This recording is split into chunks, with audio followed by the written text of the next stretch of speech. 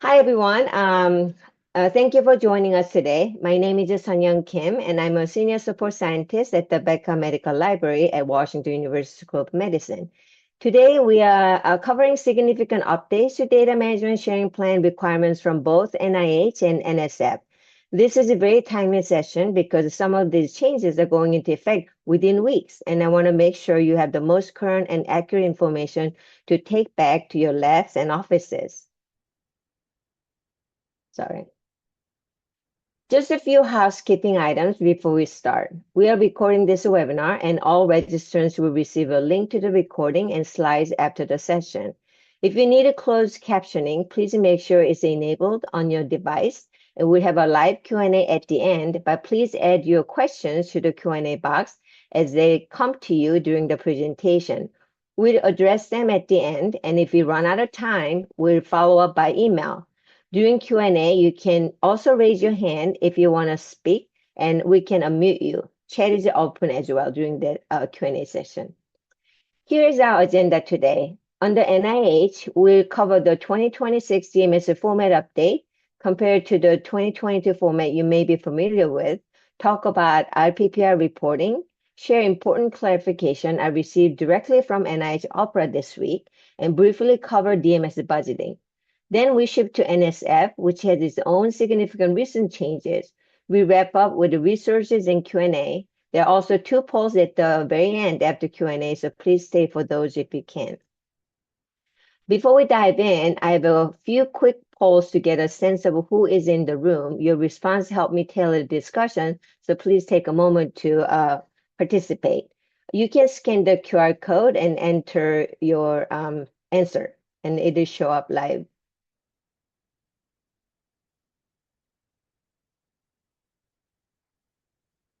We need to do it quickly, so please do so if, thank you.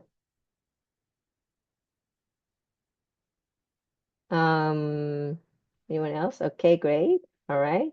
I know a lot of research admins sign up for this one, and then they're very important because they support a lot of PIs, so that's great. All right, so majority of them are research admins, which I anticipated.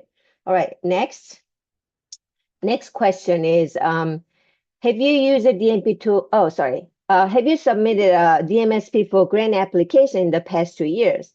Yes to NIH, yes to NSF, yes to both NIH and NSF, neither. Okay. So yeah, most people have used NIH, so that's good. Next question. Sorry. Have you used a DMP tool for writing a DMSP? Yes, but for practice only. Yes, for real grant application. Heard of it, but never tried. Never heard of it. So, okay.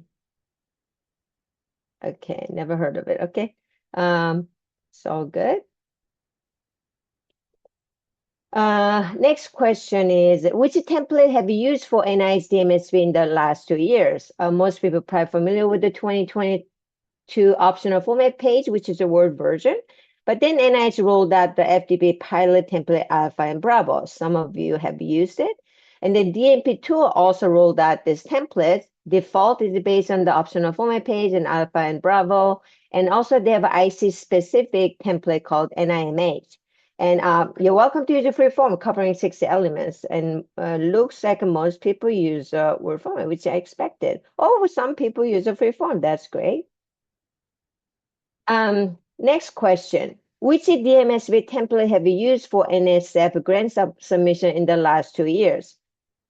NSF has extensive template. One of 15 NSF affiliated templates in DMP tool. Free form covering the required elements per PAPPG and any directory specific guidance. Not applicable because we have not submitted NIH grant. Okay, great. So most people are here for NIH.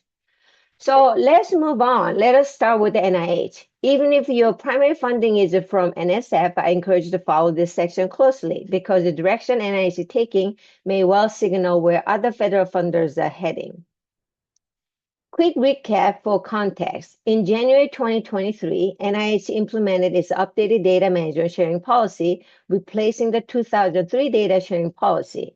Under this policy, all NIH-funded research that generates scientific data must use a data management sharing plan with the application. Importantly, once your application is funded, compliance with the approved plan becomes a term and condition of the award. Today, we're not going to deep on this policy since most of you are likely familiar, but I want to make sure we have a shared baseline before we talk about what is changing. The policy applies broadly across all NIH funding mechanisms. The key term is the scientific data, which NIH defines as recorded factual material of sufficient quality to validate and replicate research findings. This includes unpublished and negative results. What is not covered includes lab notebooks, preliminary analysis, case report forms, paper drafts, and communication with the colleagues. If you're ever unsure whether something in your project counts as scientific data, the NIH website has a complete list of activity codes subject to the policy, and I'm happy to help you think it through in a consultation. From January 2023 through the May 2026 transition, NIH DMSPs were written using 6 elements defined in NOT OD 21014, as shown here. If you have submitted NIH DMSP in the last 3 years, this is the structure you use. I'm not going to walk through the FDP pilot templates Alpha and Bravo, since those are being retired. If you have used either of those pilot templates, however, you may notice some resemblance to the new 2026 format, the structured approach and use of table carryover. But the new format is further simplified and more streamlined than either pilot template. A note on element 1. The 2022 optional format page never required a table or asked you to include the data source.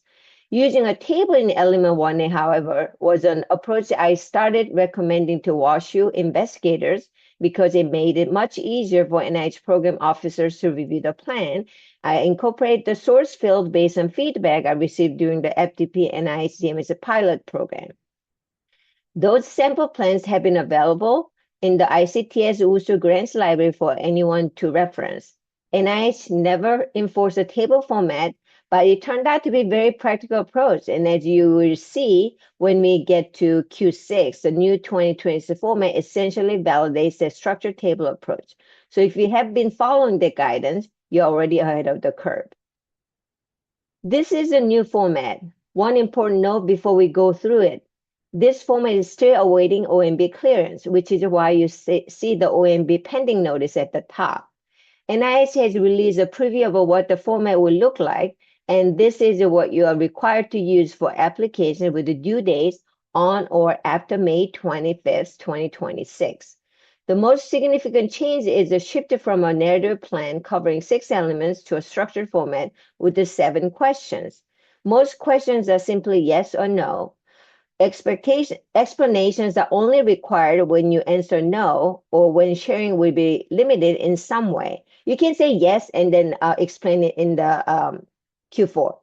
On the surface, this looks simpler, but as we'll see, the nuances matter quite a bit. The first 3 questions are compliance checkboxes for most researchers. Q1 asks whether you will maximize appropriate sharing. The answer is almost always yes. If you need to restrict sharing for any reason, you address that in Q4. Q2 asks whether data will be shared by the time of publication or end of the performance period, whichever comes first. Again, yes for most.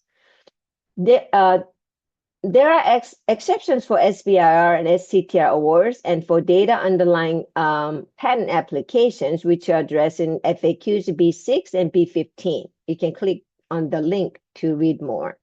Q3 asks whether data will remain available as long as required by repository policies. Yes, as long as you select a repository meeting NIH minimum retention over 3 years.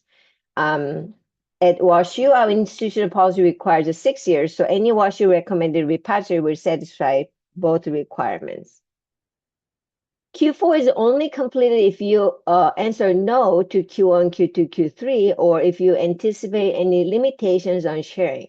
It has a strict 200-word maximum. NIH accepts specific ethical, legal, or technical reasons for limiting sharing.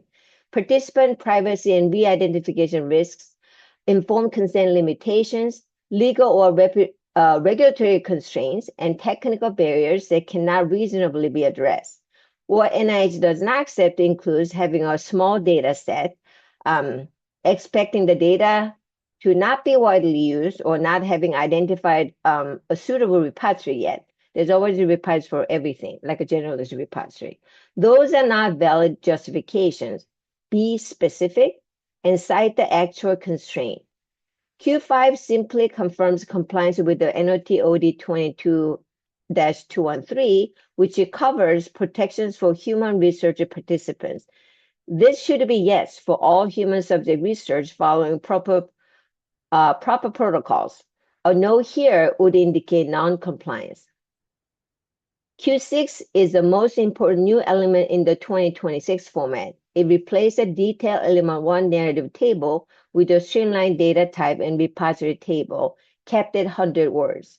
You need to list your key data types, including species and modality. For example, human single-cell RNA sequencing data or mouse flow cytometry data, and the repository where each type will be shared.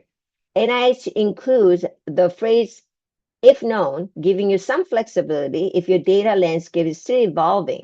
You can refine the details later in your RPPR. That said, be as specific as you can at the time of application.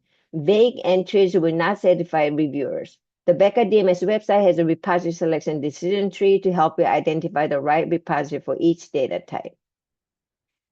This slide shows a real example. The element 1A table on the left is from an awarded WashU DMSP that I helped with, and I'm using it here to demonstrate how straightforward the conversion to the new Q6 table actually is. The columns highlighted in red on the left, shared file format, individual file size, and total amount, are the ones you no longer need in the DMSP itself.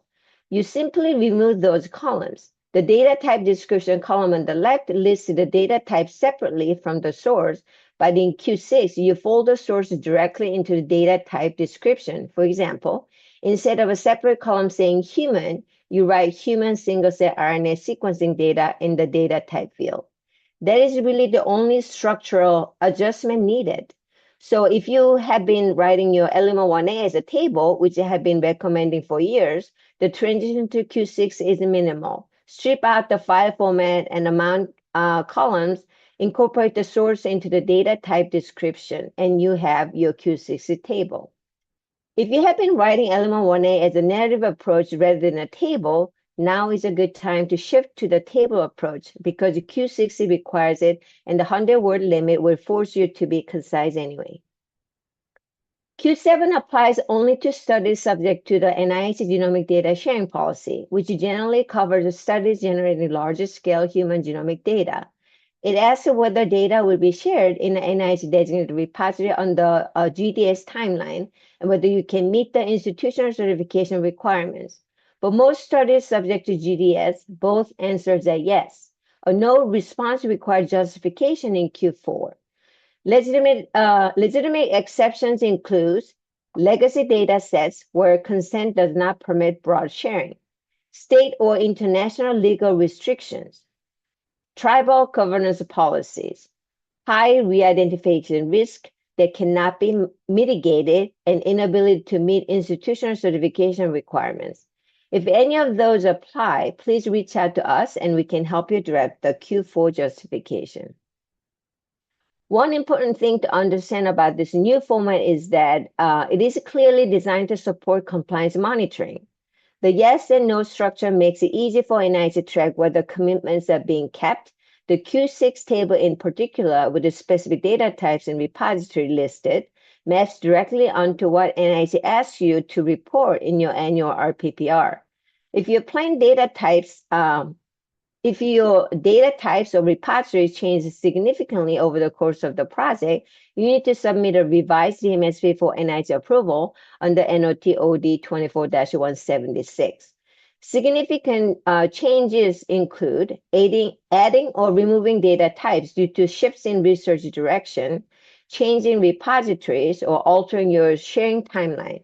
Minor operational adjustments generally do not require formal revision, but when in doubt, check with your program officer. Starting with the RPPRs due on or after October 1st, 2024, all recipients subject to the NIH DMS policy must address data management sharing activities in their annual progress reports. NIH asked 5 specific questions: whether data has been generated, whether it has been shared, where it was shared, and under what identifiers. If it has not been shared, what the current status is, and if there has been non-compliance, what corrective actions are being taken. The updated RPPR instruction guide reflects these requirements. This is no longer optional reporting. It's a formal compliance obligation tied to your award. These screenshots show what the RPPR data entry interface looks like on ERA Commons. You enter each data type separately, as shown here.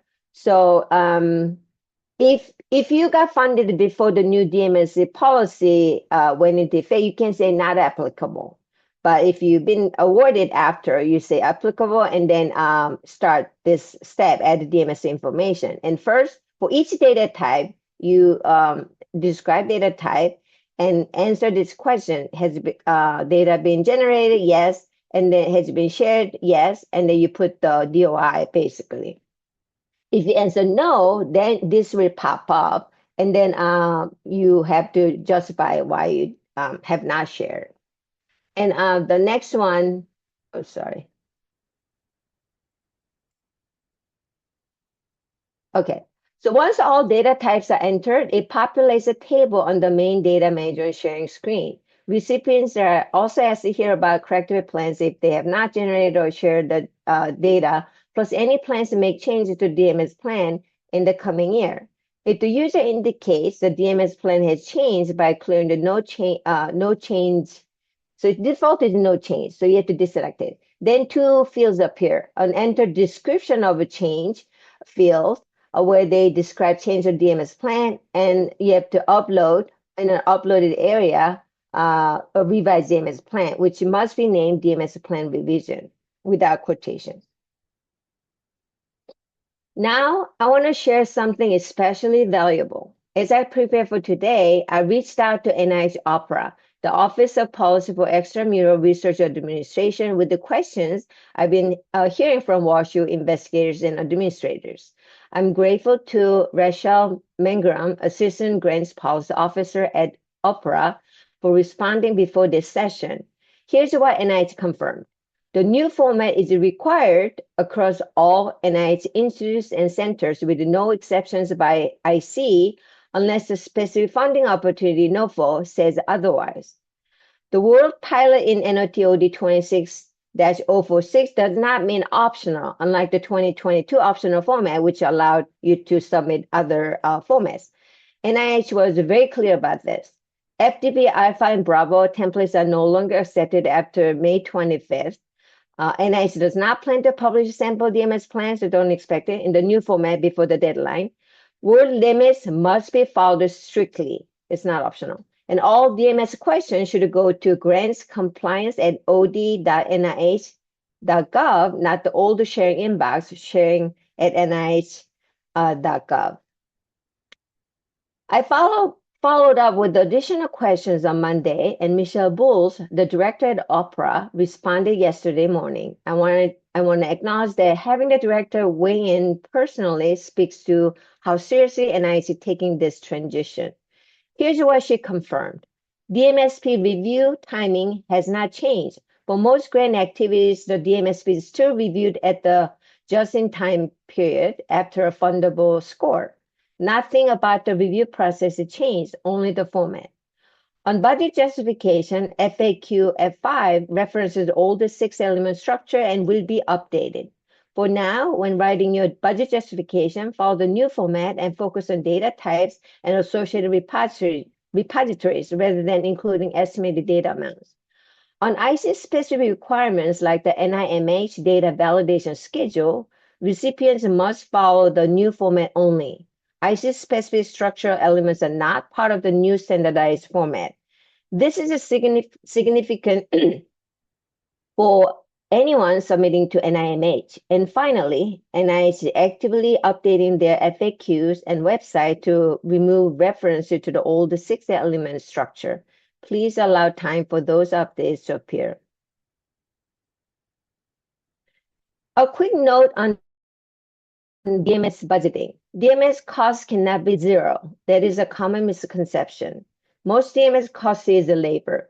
The time your research staff spend on data curation, converting files to open file formats, de-identifying human subject data, preparing documentation like data dictionaries, README files, and depositing data into repositories. Their labor is an allowable cost. Cloud storage is allowable only if dedicated to the proposed project. Shared infrastructure across multiple projects is not a valid DMS cost. This 6-minute video here gives you a comprehensive review of how to budget for DMS costs in NIH grants. I won't play it here, but I highly recommend you to watch it after the session. If you can, you can also refer to section F of the NIH DMS policy FAQ using the link on this slide. Note that this FAQ section is being updated to reflect the new 2026 format, so some entries may shift, but the link will remain a useful reference as the content is refreshed. Now let us shift to NSF. Even if NSF is not your primary funder, I want to share what is happening there and explain at the end why NIH researchers should be paying attention. NSF has required a data management plan since 2011, making one of the earlier federal funders to adopt this requirement. The plan is a strict 2-page supplementary document, unlike NIH's recommended 2-page limit. NSF is a hard cap. The format has always been free-form with no single required template across all directories. The 5 required elements under the general PAPPG guidance cover types of data and materials, data and metadata standards, access and sharing policies, reuse and redistribution policies, and archiving and preservation plans. One important nuance, NSF's requirements are directory specific. The general PAPPG provides a baseline, but your specific directory may have additional or different expectations. Always check your directories page and talk to a program officer before submitting. DMP tool has 15 NSF specific templates, one for each major directorate or program area, Gen for general use, BIO, CISC, ENG, SBE, EHR, AGS, AST, CHE, DMR, DMS, EAR, PHY, you can read it on the screen. BCODMO for biological and chemical oceanography. These are helpful structured guides, but they are not mandatory. Researchers can write their own format as long as the required elements are addressed. That said, using a DMP2 template is a good practice because it ensures you cover directory-specific expectations and nothing gets overlooked. NSF made significant changes effective January 2nd, 2026 through PAPPG 24-1 Supplement 2. The most notable change is that the free-form 2-page upload is going away. NSF is replacing with a structured web form in research.gov, rolling out on April 26, 2026. They were supposed to roll out on January 22nd, but they weren't quite ready. So they pushed back to April 27th. That is just 19 days away from today. Along with that, the old 5-element guidance list is being removed and replaced by whatever the web form defines as required content. Data sharing is now required at the time of publication, not just encouraged. And any change to your DMSP scope require prior written approval from your NSF program officer. If some of this sounds familiar, that is because it should. The requirement to share data at the time of publication and the requirement to get prior approval before making changes to your DMSP are both things NIH already requires under the 2023 DMS policy. NIH and NSF are clearly learning from each other and moving in the same direction. This is exactly why it is worth staying informed about both funded policies, even if you primarily work with one of them. The expectations are converging, and understanding one helps you understand the other. Researchers who are already complying with NICMS requirements will find that NSF's new expectations feel very familiar. Here's why NIH researchers should be paying attention to what NSF is doing. Look at what NIH has done with the 2026 DMS format. Structured yes and no questions, a data type and repository table in Q6. That's exactly the kind of structured machine-readable data that a web form produces. My read of this, and I want to be clear, this is my interpretation, not a confirmed NIH announcement, is that 2026 format lays the structural groundwork for potential transition to a web-based tool similar to what NSF is implementing. If that happens, the Q6 table you fill out in your NIH DMSP could be pre-populated directly into your RPPR DMS reporting section. Less manual entry, better data quality, easier compliance tracking for everyone. Whether or not that comes to pass, the practical takeaway is this. A clean, well-organized Q60 table in your NIH DMSP positions you well for whatever federal requirements are heading. So take Q6 seriously. Let us wrap up with the resources before we go to Q&A. The Becker Data Management Sharing Team supports Washington medicine researchers.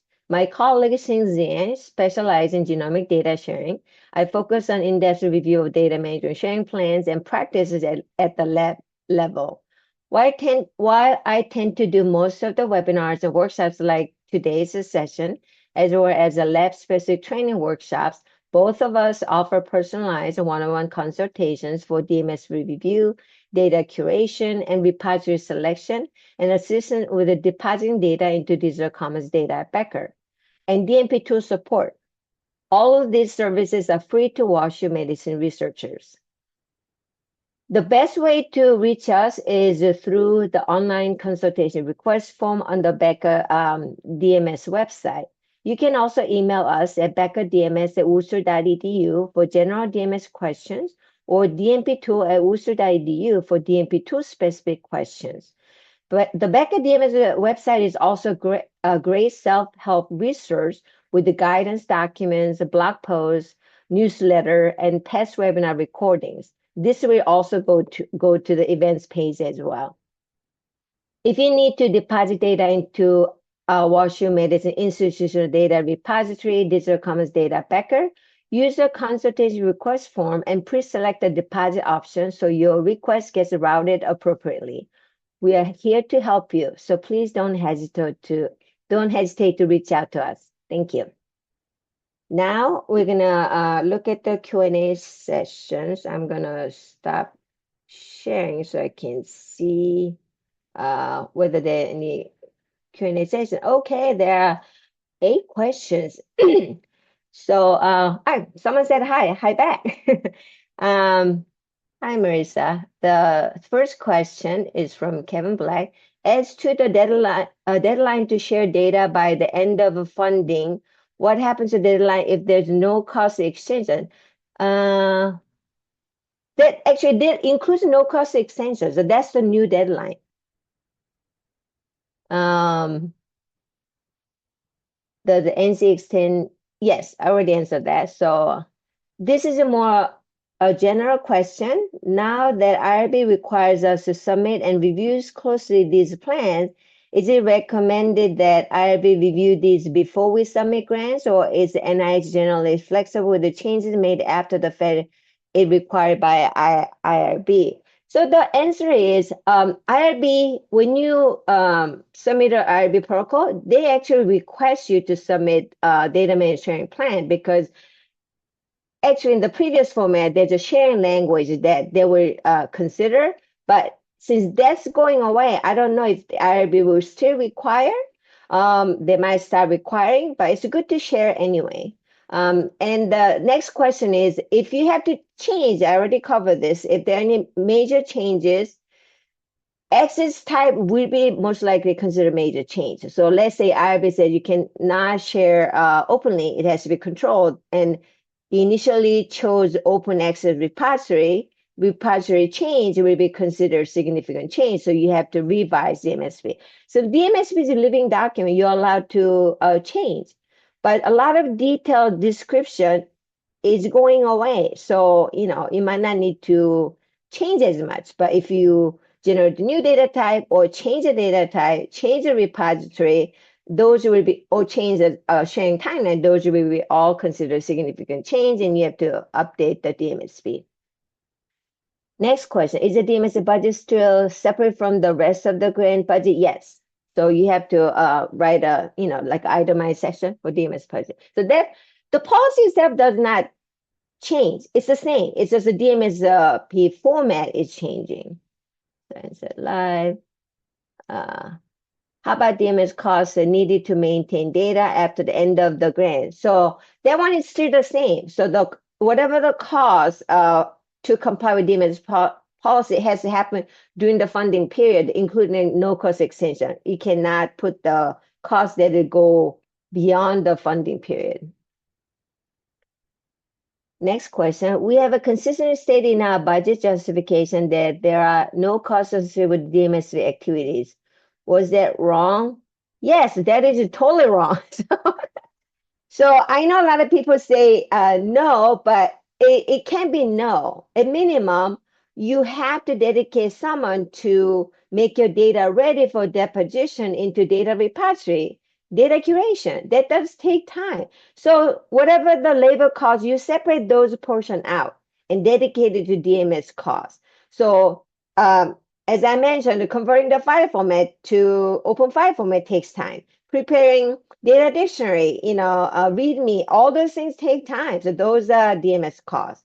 So separate that out. And then next question from Dr. Sibley. Where do we get the new form? So there's a link to it. So once it's finally released, they only release a preview. I will share the link. Actually, it's in the slides. If you click on the link, it'll take you to the NIH website where you can download the form. Are we supposed to draft in the MS Word and then convert to PDF? Yes, same thing, like you did the optimal format page. So you draft in MS Word document and then convert to PDF when you submit it to grant. Next question. I'm working on NSF grant that was awarded in 2025, but has a reverse site visit in 2026, which will determine whether they approve years 2 and 3 of funding. Years 2 and 3 of funding won't be a new award, but rather approval of a continued funding throughout the full duration of the project as you plan. When that funding gets approved, do we need to adhere to this new data process? That's a question for PO. I would say no. If you already funded, it's not a competing grant renewal.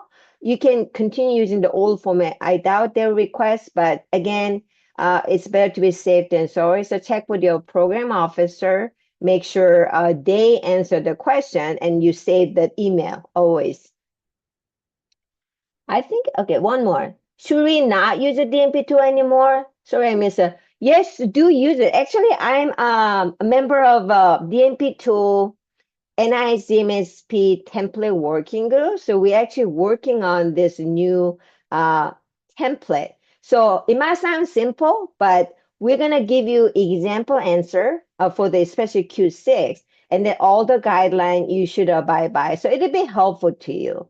But, in the past, the DMP tool, when you actually download, it just generates a long document. So some people don't like that because they don't want to rewrite it or anything, but you can download it as a Word and they kind of reduce it to, there's no page limit, by the way, for the new format. As long as you fill out, it's going to be short anyway with the word limit and yes, no question, it's not going to be huge. And they just simply convert it to PDF. And DMP2 will also release the template for new web form. Unfortunately, you cannot upload the PDF. So just use it as a practice tool, before you actually enter into the web form on the research.gov. So, okay. So DMP2, I would say go ahead and use it. I mean, it's up to you. I actually wrote a blog post giving you very detailed instruction about how to fill out this form. So if you're comfortable, just use that and the Word format. But DMP2 will have all the links along with the sample answer. So it might be useful. So check it out. I will let you know once we release a template, and I might hold a DMP2 workshop to go over how to use it. Do the rules for budget justification work the same for NIH Center grant submission? Good question. I think it'd be similar, but the Center grant, it's a little different because it's, I better not answer this one. I think this one should be definitely checked with the program officer and then get their answer instead of me speculating. So, I think that's it. Is there anything else in the chat? Or do we enable the chat? Maybe we didn't enable the chat. All right. So I think with that, I'm going to switch back to the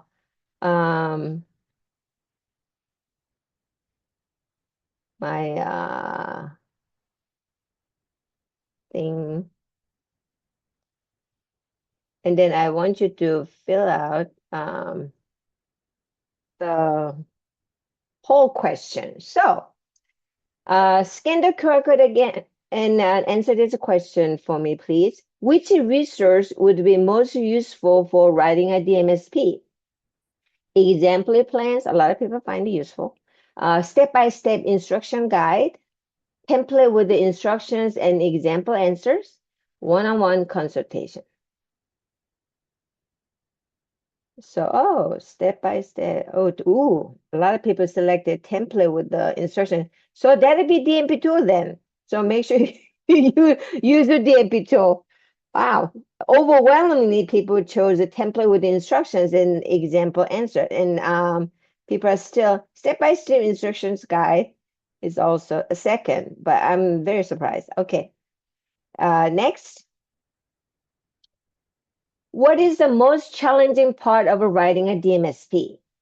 Identifying data types, selecting the right repository, choosing open versus control access, finding appropriate standards, finding a justifiable reason to limit sharing data, other. In that case, please type in the chat. I hope the chat is enabled.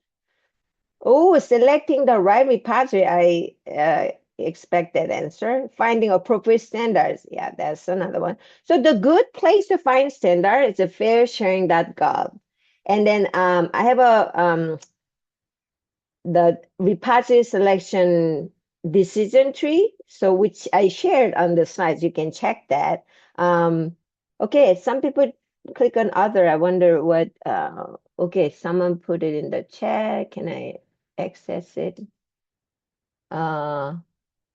Filling out all the details. Okay. Okay. Well, now with the new format, you don't have to fill out all the details. But when you go to data repository, they will require to fill out the README, data dictionary. There might be more details you have to fill out. But we're here for you. So request a consultation. I'm happy to walk you through. So next, okay, I think that's it. So thank you all so much for being here today. The recording and the slides will be sent to all registrants. If your questions come up after the session, please reach out at beckerdms@worcester.edu or submit a consultation request on the Becker DMS website. Good luck with your upcoming proposals and have a great rest of your day. I will stay here for a little longer in case people have more questions. Okay, stop sharing.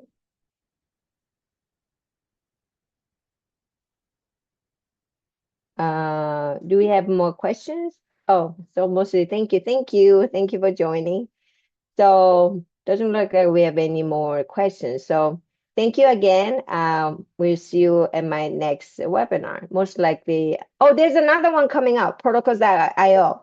Mark your calendar, May 27th. Announcement will go out. And then when the DMP tool release a new template, I also schedule.